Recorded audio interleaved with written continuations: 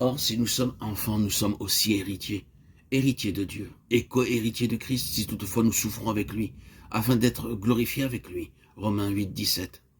Remarquez la profonde inspiration du psalmisme dans le psaume 106, 4, 5, et avec lui appropriez-vous la dernière partie du verset 5, afin que je me glorifie de ton héritage. Lorsque nous recevons le Seigneur Jésus-Christ comme notre sauveur personnel, nous devenons participants du grand héritage. Cela prend souvent plusieurs années pour apprendre la valeur de notre héritage céleste. Apprenons-le maintenant. La parole de Dieu est claire lorsque nous recevons notre Seigneur comme notre sauveur personnel. Nous avons le droit et le pouvoir de devenir les fils de Dieu. Nous sommes les fils de Dieu pour l'éternité à cause de son amour éternel que nous avons reçu par la foi. Nous avons une part dans l'héritage du Seigneur Jésus-Christ. La jouissance de l'héritage dépend de votre foi. Romains 8, 17, 18. Or, si nous sommes enfants, nous sommes aussi héritiers. Héritiers de Dieu et co-héritiers de Christ. Ces choses vont ensemble. Si vous pouvez dire je suis enfant de Dieu, alors, par conséquent, vous pouvez aussi dire je suis héritier de Dieu et co-héritier de Christ. Vous devez croire que vous êtes appelés et choisis pour un grand héritage éternel.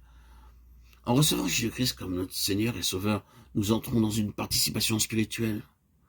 Tout d'abord, nous devenons participants de la nature divine. 2 Pierre 1, 4. Deuxièmement, nous avons part au Saint-Esprit. Hébreux 6, 4. Troisièmement, nous avons part la vocation céleste. Hébreux 3, 1. Quatrièmement, nous participons à la sainteté de Dieu. Hébreux 12, 10.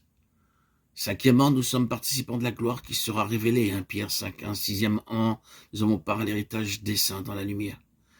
Colossiens 1, 12. Septièmement, nous sommes devenus participants du Seigneur lui-même. Hébreux 3, 14. Rendez grâce au Père qui vous a rendu capable d'avoir part à l'héritage des saints dans la lumière. Colossiens 1, 12. Quelle merveille de participer à l'héritage céleste de Dieu. Notre Dieu bien-aimé nous a choisis pour nous introduire dans cet héritage spirituel incorruptible et glorieux, afin que nous en jouissions. Vous devez croire votre part dans cet héritage. Il y a tant de croyants qui n'envisagent le salut que pour aller au ciel. Ils pensent que Dieu est miséricordieux et qu'il pardonne les péchés afin d'aller au ciel. Peu importe s'ils n'y occupent qu'un petit coin pourvu qu'ils y soient. C'est ainsi que l'ennemi vous trompe et vous prive de votre part dans l'héritage céleste. Vous devez réclamer votre part et en jouir en vivant une vie de victoire. Le Seigneur déclare dans Apocalypse 21, 7, « Celui qui vaincra héritera ces choses. Je serai son Dieu et il sera mon fils. » Même si vous héritez de toutes choses dans la nouvelle création, vous n'aurez pas de plus grande part que votre Seigneur. Vous direz, « Il est mon Seigneur, mon Dieu, je peux aller à lui à toute heure et n'importe où. » Dans ce sens, nous avons un avant-goût du ciel sur la terre.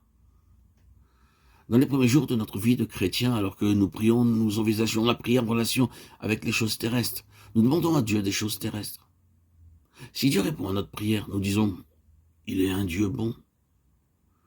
Mais lorsque viennent les difficultés, alors nous demandons « Où est Dieu? Où est-il? J'ai fait de bonnes actions et cependant le Seigneur a permis beaucoup d'épreuves. Il m'a abandonné, n'est-ce pas vrai? Vous êtes son enfant, ses voix sont au-dessus de vos voix. Il vous a appelé à un glorieux héritage céleste. Et la jouissance de l'héritage dépend de votre capacité de vaincre.